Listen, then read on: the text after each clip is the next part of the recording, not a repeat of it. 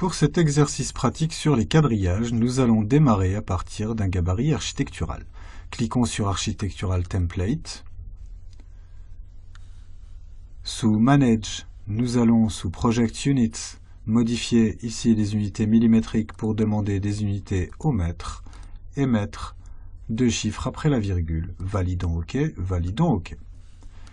Sous File, cliquons sur Save As Project et nous allons nommer celui-là 2_002 quadrillage.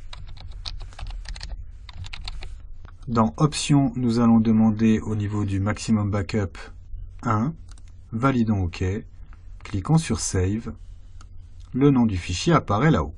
Sous Architecture, Datum, Grid, nous allons commencer et nous mettre ici pour positionner le premier quadrillage. Nous allons nous aligner et placer le deuxième. Puis nous allons placer le troisième. Et enfin, la quatrième ligne de guidage. Échappe, échappe. Nous allons mettre en sélection avec la touche CTRL afin de pouvoir faire une sélection multiple. Et nous allons cliquer sur le bouton Pin qui se trouve sous Modify, Modify, Pin. Ça va nous permettre de bloquer le mouvement de ces deux géométries.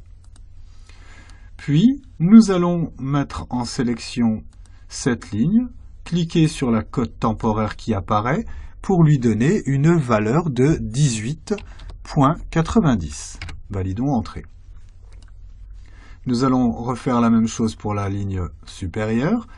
Cliquons sur la cote temporaire et passons cela à 21.80. Nous allons maintenant sélectionner cette ligne et cette ligne en même temps.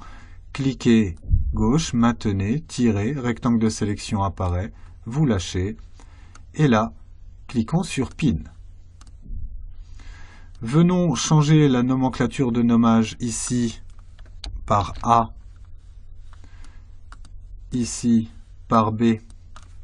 L'ordre dans Revit est donné en incrément par rapport au moment d'apparition ou de conception de la géométrie.